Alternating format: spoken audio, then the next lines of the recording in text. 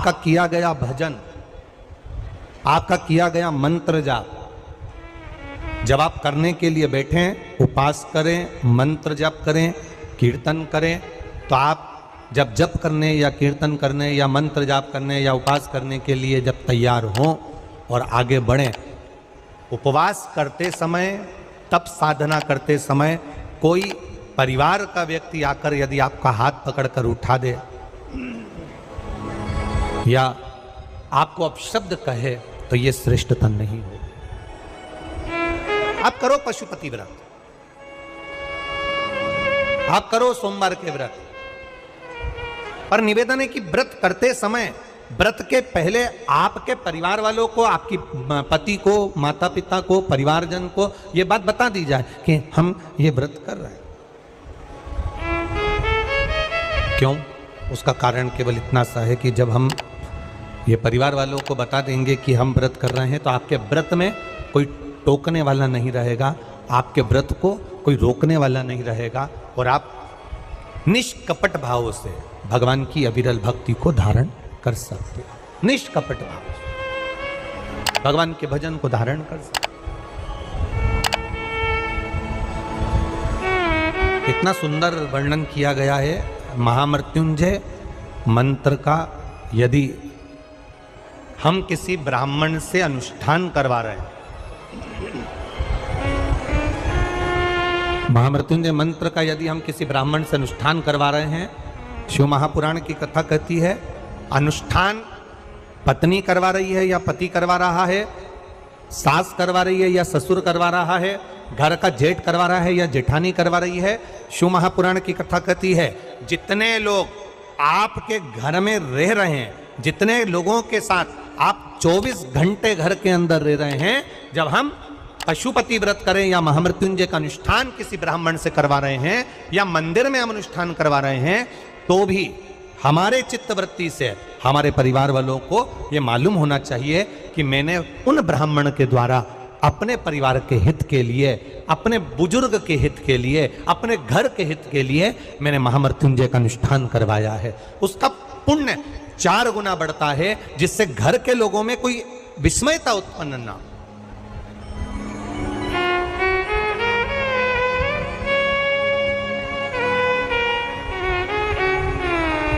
हमारे भीतर कोई विस्मयता उत्पन्न ना हो, हमारे मन के भीतर कोई भेदभाव उत्पन्न ना हो। और हम तो यहां तक कहेंगे, आप अगर शंकर जी के मंदिर में जा रहे हो, 1 लोटा जल चढ़ा रहे हो, शंकर जी के मंदिर में पहुंचकर 1 लोटा जल समर्पित कर रहे हो, तो भी आपके घर के लोगों को मालूम होना चाहिए कि ये पास वाले शिव मंदिर में गई है, मेरे पास के मंदिर में मेरा घर का बच्चा शंकर जी को जल चढ़ाने गया है, मेरा पति पास के मंदिर में शंकर भगवान को जल समर्पित करने के लिए गया है। ये घर के लोगों को ज्ञात होना चाहिए।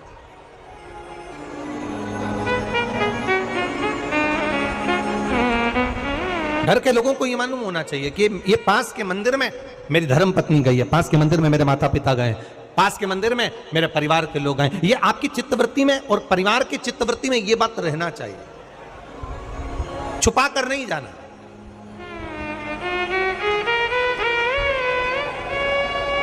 छुपा कर भगवान के मंदिर में नहीं जाना, छुपा कर पशुपति व्रत नहीं करना। महाराज, शिव महापुराण की कथा वर्णन करती है कि आप भगवान का अगर कोई व्रत, कोई साधना, कोई नियम ले रहे हो, माना आपने कोई व्रत करा, कोई करी, पर घर के लोगों को वो ज्ञात होना चाहिए कि ये मंदिर तक जा रही है, ये पशुपति व्रत कर रही है, आराधना कर रही है। आज माता पार्वती जी ने शिव जी के सम्मुख में ये बात कह दी कि मैं एकांत में जाकर भगवान का तप करना चाहती हूँ और एकांत में बैठकर तप करना चाहती हूँ, और उस तप का जो पुण्य है वो आपको देना चाहती हूँ। शंकर भगवान ने तुरंत माता पार्वती जी से कहा, सुनो जगत जननी, सुनो जगदम्बा, सुनो पार्वती, आप तप करो, मना नहीं है, आप साधना करो, मना नहीं है, आप आराधना करो, मना नहीं है, पर आप सोचो कि आपकी करी गई तप साधना का पुण्य आप मुझे दे दो, तो भगवान तुरंत कहते हैं, पार्वती जी मुझे आपके तप साधना का पुण्य नहीं चाहिए, आप अपना पुण्य अपने पास में रखो, हमें आपका पुण्य नहीं चाहिए।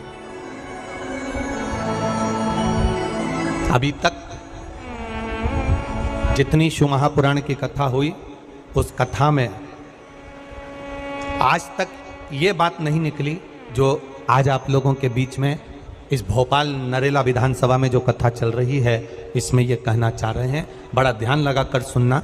आप अगर 5 महीने तक, 6 महीने तक, 3 महीने तक, 2 महीने तक, 15 दिन, 20 दिन, 1 महीना, 1 साल, 2 साल, 8 साल, 4 साल अगर आपने शंकर भगवान को जल चढ़ाया है, तो शिव महापुराण की कथा यहाँ तक कहती है कि आपके घर में अगर कोई व्यक्ति बहुत दयनीय स्थिति में पड़ा हुआ है, हॉस्पिटल में पड़ा हुआ है, कोई तकलीफ में पड़ा हुआ है, कोई कष्ट में पड़ा हुआ है, तो आप जब भगवान शिव को जल समर्पित करो तो बाबा से ये विनती कर कर भी जल समर्पित कर सकते हो कि मेरे परिवार का एक व्यक्ति, उसका ये साथ में ये हो गया और वो हॉस्पिटल में पड़ा, उसका नाम ये है, गोत्र ये है। बाबा, हमने जो तप साधना करी है, हमने जो इतने महीने तक आपको जल समर्पित करा है, हमने जो बेलपत्र समर्पित करी है, मेरे बाबा आज स्वीकार करना। और जो हॉस्पिटल में पड़ा है, जो कर्जे में लदालूम पड़ा है, जो तकलीफ भोग रहा है, ऐसी कृपा करना बाबा कि मेरे 2 महीने जो मैंने जल चढ़ाया है, उस चढ़ाए गए जल का पुण्य मैं उसके खाते में देती हूं और उसको ठीक कर देना। यह पुण्य का भाग है।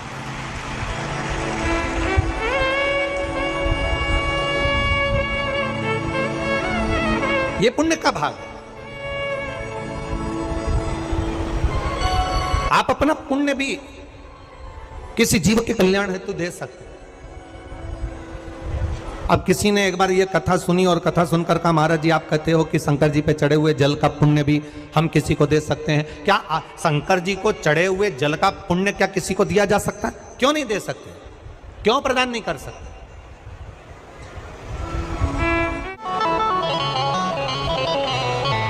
एक पुण्यता अपने भीतर एक विचार फिर करिएगा। बड़े बड़े सावधानी की कथा है। आप लोग सोचो कि यह कथा यहाँ से सुनी, यहाँ से निकाल दी, बच्ची को चिति कपड़े में झटकार दी। यहाँ कथा अगर सुनने के लिए आए हो तो थोड़ा दिल लगाकर सुनना, मन लगाकर सुनना।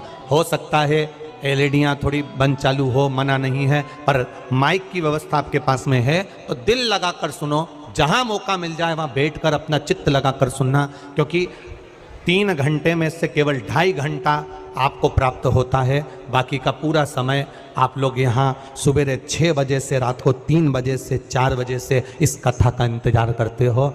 शायद दुनिया की पहली कथा होती है शिव महापुराण की कथा, जिसको लोग रात को 4-4 बजे से 3-3 बजे से जगह संभाल कर बैठकर कथा सुनते हैं। तपती हुई धूप, भयंकर गर्मी, 2 किलोमीटर दूर तक पैदल चलकर आना और बैठने के लिए इतना 8-8, 9-9 पंडाल लगाए घर पर, 9-9 पंडाल भी फुल हैं, उन पंडालों में जगह नहीं। धूप में छाता पकड़ना, चादर पकड़ना, साड़ी पकड़ना और उसको पकड़कर बैठे रहना। तपती हुई धूप में जहाँ तहाँ बैठकर कथा सुनना, ये दुनिया की पहली कथा है जिसको लोग कभी भूल नहीं पाएंगे कि इतनी धूप में भी लोग कथा सुन सकते। इतनी धूप, इतनी गर्मी, और केवल एक जगह नहीं, जहां शिव महापुराण की कथा का रसतत्व होता है वहां लोग इंतजार करते हैं 3-3 बजे तक। इसको छूटने मत देना।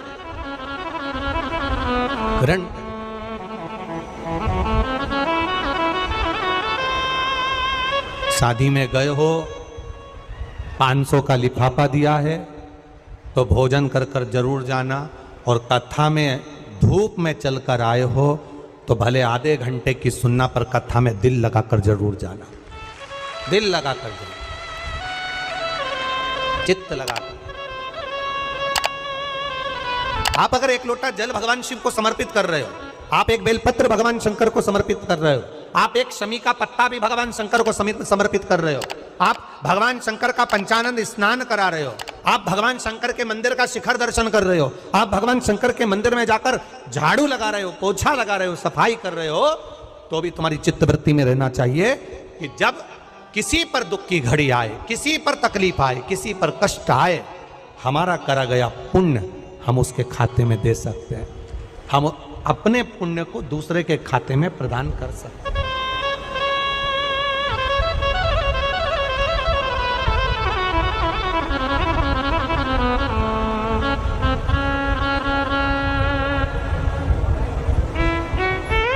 बेलपत्र जरा ध्यान देना हो, ये बेलपत्र जो होता है, इस बेलपत्र पर कभी कभी आपने देखा होगा कि कई लोग बीच वाले पत्ते पर चंदन लगा देते हैं। ये जो बीच का पत्ता होता है इस पर लोग चंदन लगा देते हैं। शिव महापुराण की कथा कहती है,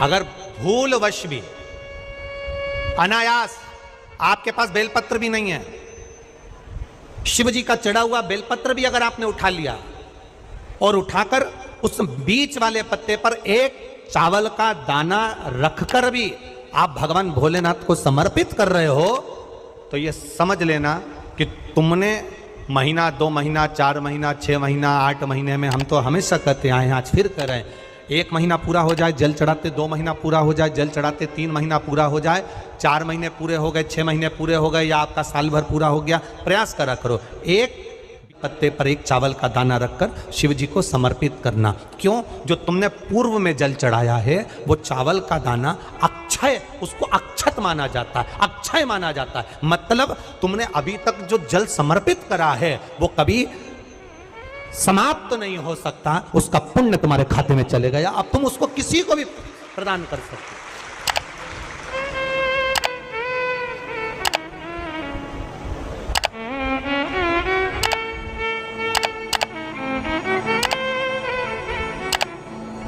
बहन भाई को तिलक करती है रक्षाबंधन पर, माथे पर तिलक लगाने के बाद में चावल लगाती कि नहीं लगाती? बोलो, जम के बोलो जरा। लगाती है? बोलते जाओ जरा। लगाती है, ठीक है। मंदिर में आप पूजन कर रहे हो, घर में कोई अनुष्ठान कर रहे हो, पंडित जी तुम्हारे मस्तक पर तिलक करते हैं तो चावल लगाते कि नहीं लगाते? बोलो बोलो, जम के बोलो। लगाते। तुम्हारे घर में शादी ब्याह होता है तो तिलक करा जाता है तो चावल लगाया जाता कि नहीं लगाया जाता? लगाया जाता। सब समय पर चावल, मस्तक पर कंकु का तिलक, चंदन का तिलक, जो भी तिलक तुम्हारे मस्तक पर लगा है, कोई अगर लगाएगा शुभ कार्य में तो चावल जरूर लगाएगा। बस एक कार्य ऐसा होता है जिस समय पर मस्तक पर तिलक करा जाता है पर चावल नहीं लगाया जाता।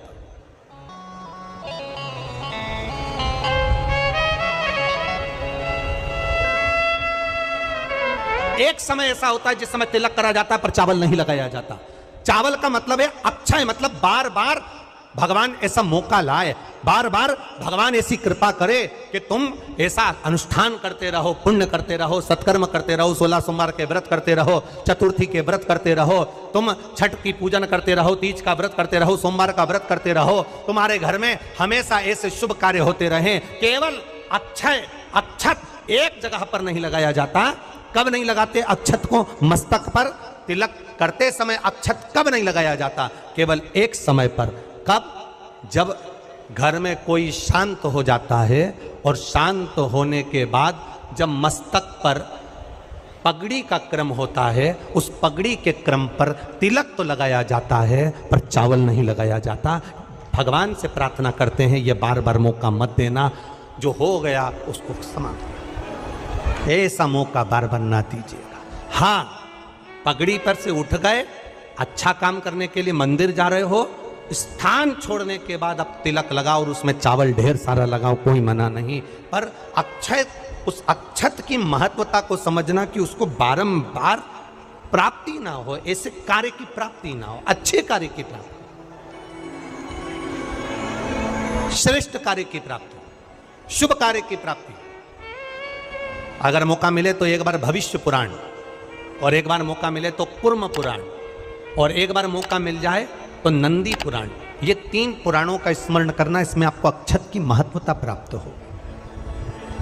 भविष्य पुराण, कूर्म पुराण और नंदी पुराण, इन 3 पुराणों में आपको अक्षत की महत्वता प्राप्त होगी कि चावल की महत्वता क्या है। एक चावल का दाना जब अशोक सुंदरी वाली जगह पर चढ़ाया जाता है, एक चावल का दाना, अशोक सुंदरी वाली जगह पर चढ़ाया जाता है। हम माताओं से हमेशा कहते हुए आए हैं, आज फिर निवेदन करेंगे, जिस माता के गर्भाशय में गांठ हो गई हो, जिस माता के गर्भाशय में गठान पड़ गई, अक्षत एक चावल का दाना, गर्भाशय में गांठ हो गई, डॉक्टर को दिखाया, गर्भाशय में बच्चा दानी के अंतर्गत गांठ पड़ गई, गर्भाशय में गांठ पड़ गई, बड़ी तकलीफ की जिंदगी जी रही है, डॉक्टर कह रहे हैं ऑपरेशन करवाओ, डॉक्टर कह रहे हैं ऑपरेशन करवाना पड़ेगा, एक बार मेरे भोलेनाथ पर जल चढ़ाना प्रारंभ करो, एक चावल का दाना। अशोक सुंदरी की जगह मालूम है ना सबको? अरे बोलो, अशोक सुंदरी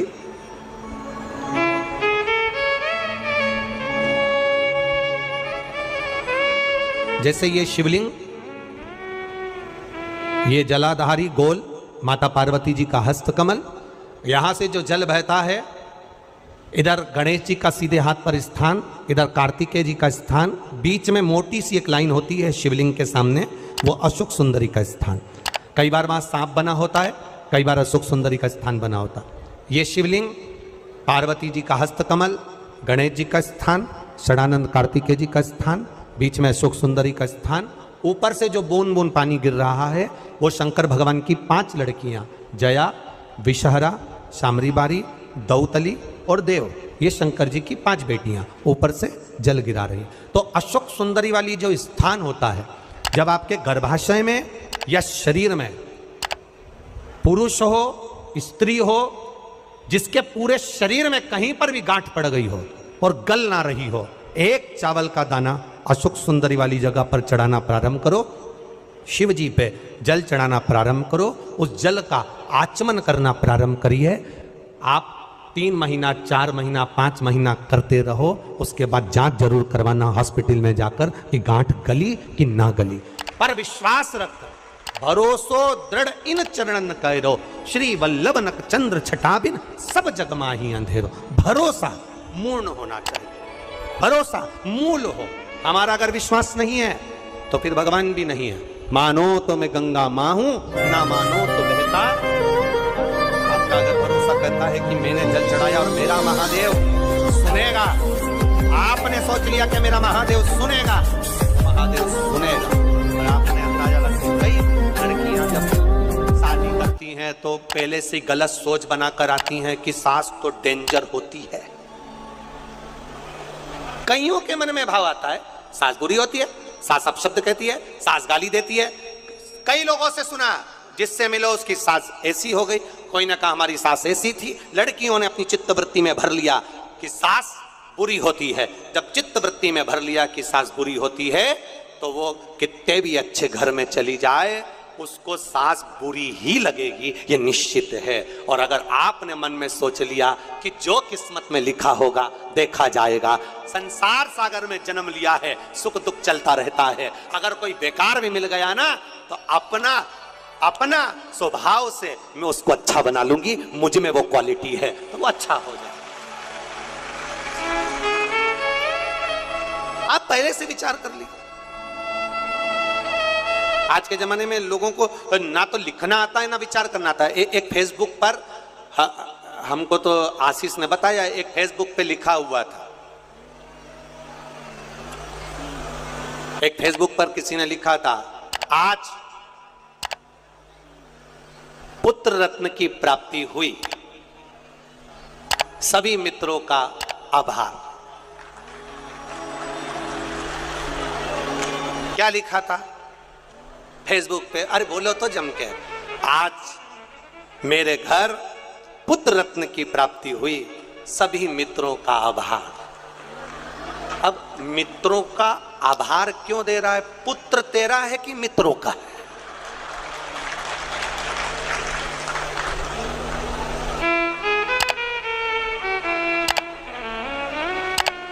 बोलो, जम के बोलो। लिखना चाहिए ऐसा, पर स्मरण नहीं है, चित्तवृत्ति में नहीं आया है, ये आना चाहिए।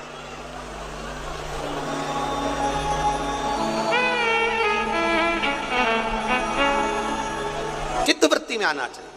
आप क्या कर रहे हो, आप क्या प्रदान कर रहे हो, क्या लिख रहे हो, क्या बोल रहे हो, आपकी चिदानंद वृत्ति में यह आना चाहिए कि आप क्या कर रहे हो।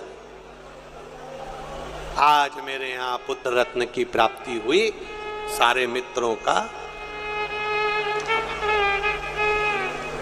क्या लिखा है तुमने, क्या प्रदान किया तुमने, विचार करो।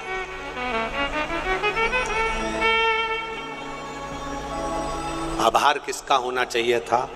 आज मेरे घर पुत्र रत्न की प्राप्ति हुई, महादेव आपका आभार, आपकी कृपा, आपकी दया, आपकी करुणा, जो ये पुत्र रत्न की प्राप्ति मेरे घर में हो गई, ये आपकी करुणा से हुई, ये आपकी उदारता से हुई।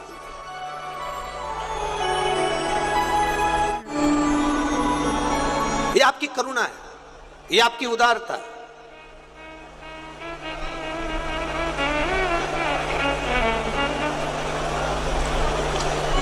ये कथा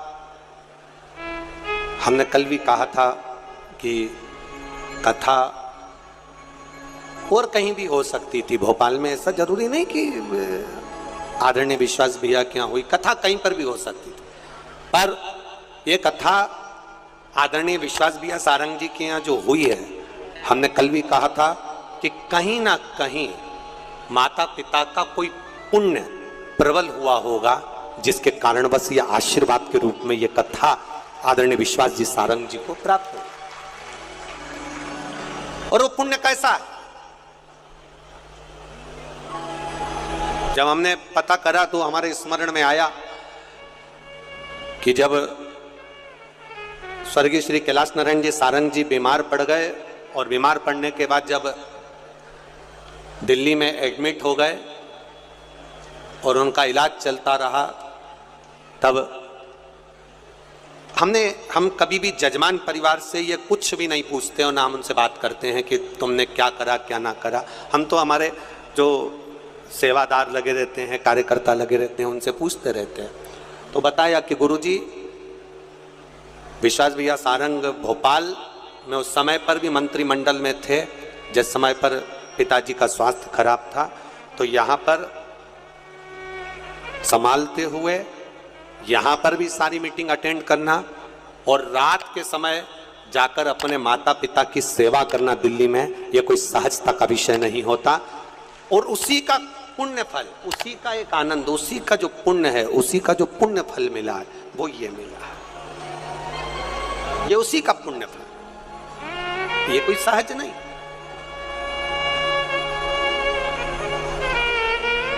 इतनी शिव महापुराण की कथा करी, पूरे भारत में करते रहते हैं, पर पहली शिव महापुराण की कथा ऐसी हुई है जिसमें रेलवे स्टेशन पर भी भक्तों को लाने के लिए बस लगाई गई। इसके लिए विश्वास भैया सारंग जी को बहुत बहुत साधुवाद।